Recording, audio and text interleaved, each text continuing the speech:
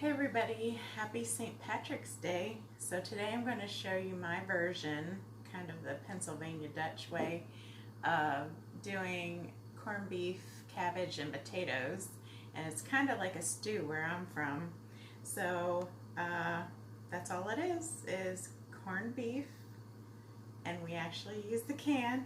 I know that might seem grotesque to some of you, but that's how we do it. I only make it once a year, so YOLO. Cabbage and potatoes. So I've already rinsed up my potatoes, and I've got my pot boiling. So I'm just going to get these in, and I'm using gold, but you can use whatever, and red makes a really nice kind of potato for this stew also. So I'll get these chopped up and into the pot and bring it back. Chunk of something that I don't want in there. Just cut them up into bite-sized pieces, a little bit larger maybe. That's the way I prefer, but you do it the way you would like.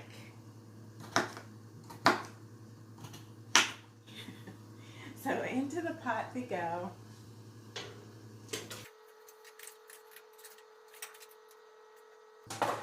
And then I'm just going to sprinkle in a little bit of salt. Let that decent go in. And I will bring you guys back when it's time to put the cabbage in. Okay, so this is just how I do the cabbage. I cut the bottom core off.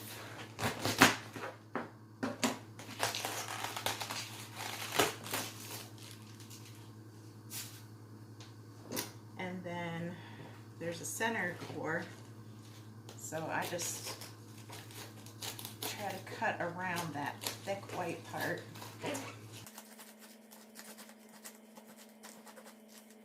And then bang, just to kind of loosen it up. Try to remember where the core was and cut down through it.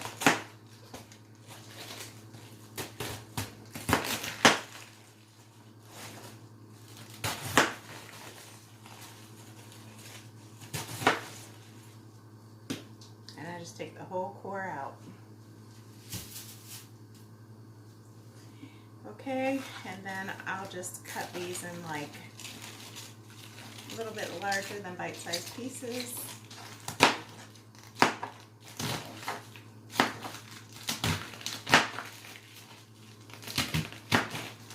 And you still might get some of the really white core, so you'll want to take those out. But I'll get this chopped and bring it back.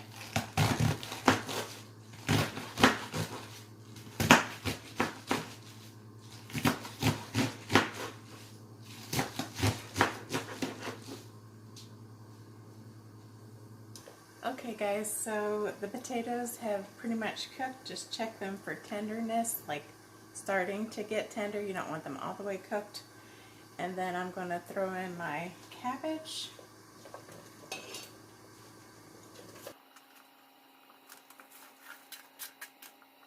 And this is going to pretty much fill up the pot, but as you know, it will cook down quickly.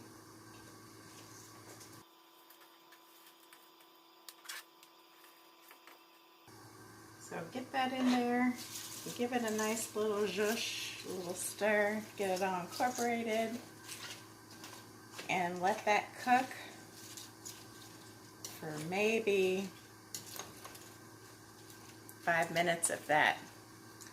And I will bring you back when it's done. And don't forget guys, St. Pat's Day isn't about leprechauns. It was really like an apostle of God that brought the good news to Ireland, and that was St. Patrick. So look it up if you don't know the story. I'll bring you back. So I just added a little bit of salt, and I'm going to add a little bit of pepper. I really like pepper, so I'm hitting it hard with pepper. And then I was thinking about, I was going to make these biscuits I made on Sunday I made a brunch with this new biscuit recipe. All it is heavy cream and self-rising flour, which you can make your own self-rising flour by adding baking powder and salt. But then I remembered we had a big Easter dinner because I'm taking my son back this week, and I still have buns left over from when I made that. So then I'm getting in the corned beef, and it has this little tab, and what you want to do is flip this around so it doesn't get stuck on the side, and then you want to find which way is the right way to go. Like I said, I only do this once a year. Okay, so it takes a little pressure, but then once you get it going, you just twist it all the way around, and then I'm going to chop this up and throw it in. And by the way, if you want to see a homemade video on how to can your own corned beef, the Page Family Homestead, Our Journey Back, also has that on their channel. But here we go with the canned, out of the grocery store, corned beef. And just chop it up a little bit if you're going to use it, and then throw it in. Which this is like an easy, you know, if times do get hard, you can have the canned meat and grow your own vegetables, potatoes and cabbage. So yeah, I'm going to let that beef cook up. I'm going to add me some more pepper. Don't need too much salt because of the canned meat, but that will do it. So I'm gonna let that get all incorporated. Okay, so time to dig in, and I'm using a slatted spoon and letting a lot of that water get out.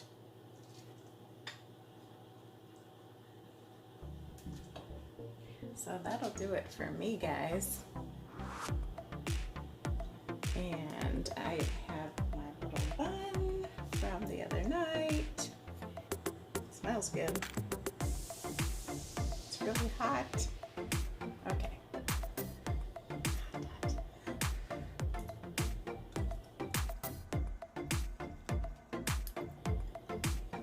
Like I remember it, the cabbage is nice and tender and sweet, so that adds another element to the dish, which I like.